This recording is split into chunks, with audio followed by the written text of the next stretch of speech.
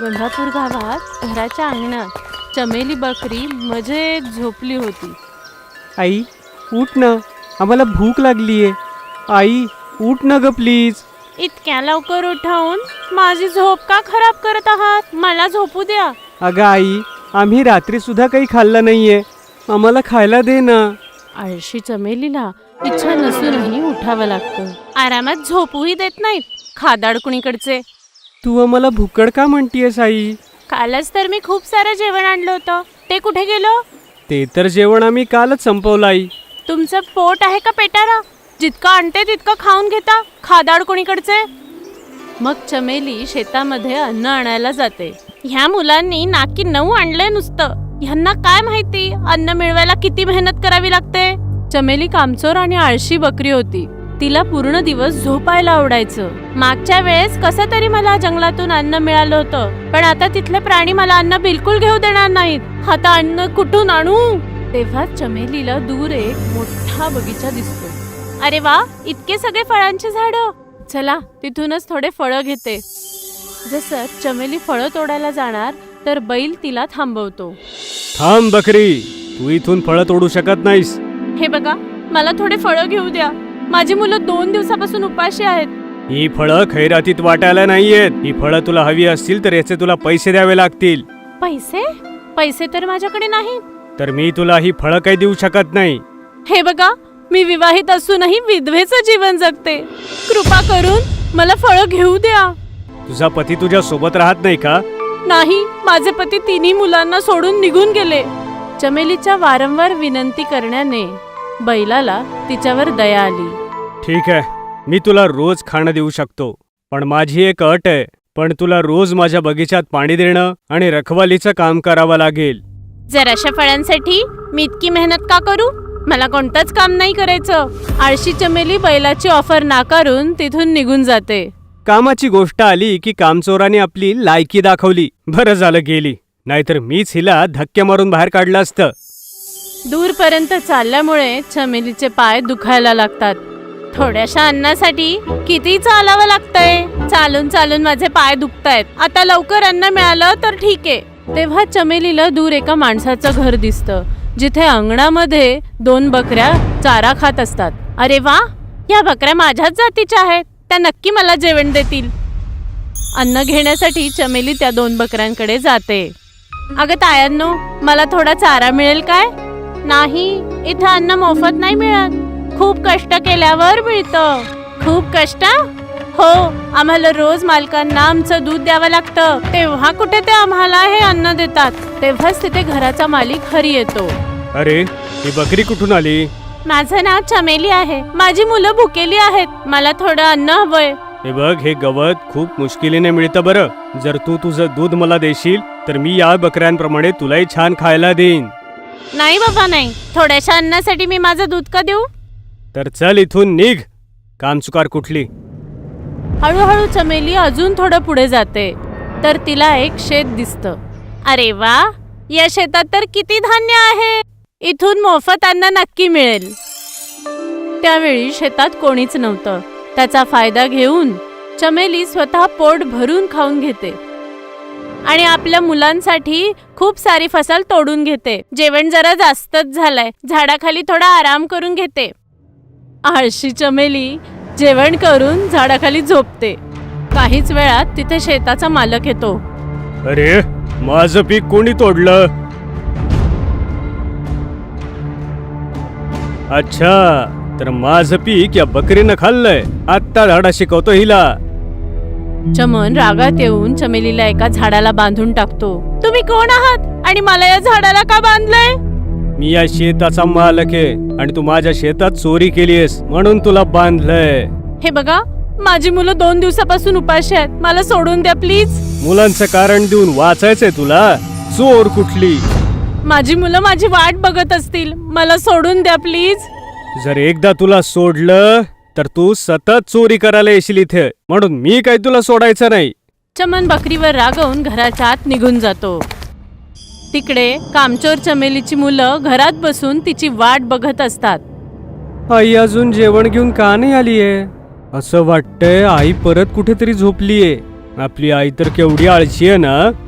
फक्त आळशीच नाही तर कामचुकारही. तिला आपली काहीच काळजी नाहीये. तिला आपली काळजी नाहीये, पण आपल्याला तर तिची काळजी आहे ना. चला आपण जाऊन तिला शोधूया. तिन्ही मुलं आपल्या आईला शोधायला निघतात.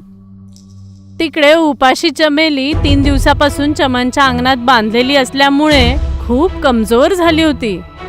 आ आ माहित नाही हा माणूस मला कधी सोडेल. आ रात्रीच्या वेळी एक उंदीर चमेलीच्या जवळ येतो. अरे ती तर तूच बकरी आहेस ना, जिची चर्चा गावापासून जंगलापर्यंत आहे. तू इथली सगळ्यात मोठी कामचुकार बकरी आहेस.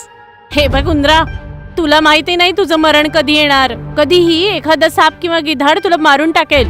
हा मग मरण्याआधी एक चांगलं काम कर मित्रा. कुठलं काम? माझी मुलं 2 दिवसापासून उपाशी आहे. मला त्यांच्याकडे जायचंय. कृपा करून माझी ही दोरी कापून टाक. अरे नाही रे बाबा नाही. मी चमनचं मीठ खाल्लंय. मी त्याच्यासोबत गद्दारी नाही करू शकत. जर मी तुला गणपती बाप्पाची शपथ दिली तरी तू मला सोडणार नाहीस. बाप्पाला मध्ये घेऊ नकोस. मी आत्ताच तुला सोडतो. काही वेळातच उंदीर दोरीला कापून टाकतो. धन्यवाद उंदरा. मग चमेली अन्न घेऊन मुलांकडे जाते. जेव्हा चमेली आपल्या घरी पोहोचते तिथे आपल्या मुलांना न पाहून घाबरून जाते. इथे तर कोणीच नाही. माझी मुलं कुठे गेली? चमेली आपल्या मुलांना शोधायला निघते, पण तिची मुलं कुठेच दिसत नसतात. भोला, निम्मी, जिम्मी. हे देवा, माझी मुलं ठीक तर असतील ना? खूप वेळ त्यांना शोधल्यानंतर चालत चालत चमेली त्याच बगीचावाल्या बैलाकडे येते. बैल दादा, तुम्ही माझ्या 3 छोट्या मुलांना पाहिलं का? हो, 2 दिवसापूर्वी ते माझ्याकडे आले होते आणि तुझ्याबद्दल विचारत होते. मग तुम्ही त्यांना काय सांगितलं? मी त्यांना म्हटलं ती कामचुकार बकरी आहे ती. हे ऐकून ते बिचारे शर्मेनं निघून गेले. हे देवा, माझ्या मुलांची रक्षा कर. डोळ्यात अश्रू घेऊन चमेली आपल्या मुलांना शोधायला पुढे निघून जाते. तेव्हा ती चालत चालत हरियाच्या घरी येते. तू परत इथे चोरी करायला आलीस? मी चोरी करायला नाही, माझ्या मुलांना शोधायला इथे आले. अच्छा, तर ती 3 मुलं तुझी होती. तुम्ही त्यांना पाहिलत का? हो, ते तिघे माझ्याकडे उपाशी पोटी आले होते आणि मीच त्यांना पोटभर खाऊ घालून इथून पाठवलं होतं. तुम्ही सांगू शकाल का ते यावेळी कुठे असतील? खाल्ल्यानंतर ते त्यांच्या आईला शोधायला जाणार होते, पण काय? पण त्या दुर्दैवी मुलांना एका सिंहानं पकडून खाऊन टाकलं. हे ऐकून चमेली घाबरून जाते आणि ती धाय मोकळून रडायला लागते. माझ्या मुलांच्या मृत्यूचं कारण मी आहे. तू जबाबदार आहेस? कशी? मी कामचोर आहे म्हणून. त्या दिवशी मी बैलाची शेतात मजदुरी करण्याची गोष्ट ऐकली असती तर आज माझी मुलं माझ्या सोबत असती. मी तर तुला दूध द्यायला सांगितलं होतं, पण तू ते ऐकलं नाहीस. मला आठवतंय, तुमची गोष्ट जर मी ऐकली असती तर आज माझी मुलं जिवंत असती. उदास होऊन चमेली तिथून जायला लागते. माझी मुलं माझ्यामुळेच मेली, म्हणून मला प्रायश्चित करायला हवं. प्रायश्चित करायचं ठरवून चमेली चमनच्या शेतात येते. चमेलीला दुसऱ्यांदा शेतात पाहून चमन जोरात ओरडून म्हणतो, ए चोर बकरी, तू परत इथे आलीस? यावेळी मी चोरी करायला नाही, प्रायश्चित्त करायला आले. प्रायश्चित्त? ते कशाचं? मी दोरी तोडून कैदेतून पळून गेले होते. कृपा करून मला पुन्हा एकदा बांधून शिक्षा द्या. चमेलीच्या तोंडून ही गोष्ट ऐकून चमन दंग होतो.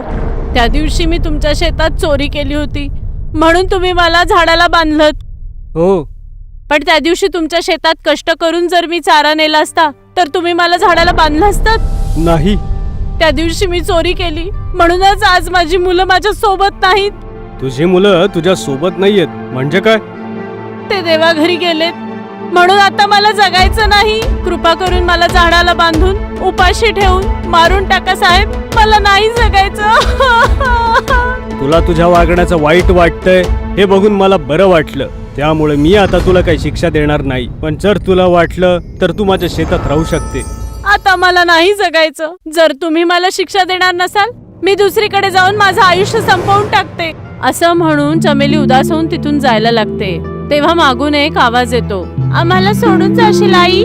आपल्या मुलीचा आवाज ऐकून चमेली मागे वळून पाहते. तर आपल्या तिन्ही मुलांना जिवंत पाहते. आपल्या मुलांना जिवंत पाहून चमेलीचा आनंदाचा पारावर नसतो. ती पळत आपल्या मुलांजवळ येऊन त्यांना मिठीत घेते. माझ्या बाळांनो, कुठे निघून गेला होतात तुम्ही? तुझी मुलं या उंदरामुळे जिवंत आहेत. तुझ्या मुलांना सिंहाने घेरलंय हे जसं मला उंदरानं सांगितलं, मी लगेच तिथं वाचवायला गेलो. थांब सिंहा, जर पोरांना खरचटलं जरी तर बंदुकीतल्या सगळ्या गोळ्या तुझ्या छातीत घालीन आणि मग तुझ्या मुलांना वाचवून त्यांना माझ्यासोबत इथे घेऊन आलो. हे ऐकून चमेली खूप खुश होते. शेठजी, आता मी आयुष्यभर तुमच्या सोबत माझ्या परिवारासह इथे राहू इच्छिते. पण इथे लागणारी मेहनत तुला जमेल? आता मला कळालंय, कष्ट करणारा कधी उपाशी मरत नाही. आई, आम्हाला आनंद आहे की आता तुला मेहनतीची किंमत लक्षात आली. त्या दिवसानंतर चमेली आणि तिची मुलं चमनच्या शेतात खूप कष्ट करून आनंदाने आपलं आयुष्य व्यतीत करू लागले. तुम्हाला जर आमचा हा व्हिडिओ आवडला असेल तर प्लीज आमच्या चॅनलला सबस्क्राईब करा आणि हो, व्हिडिओला लाईक आणि शेअर करायलाही विसरू नका. धन्यवाद.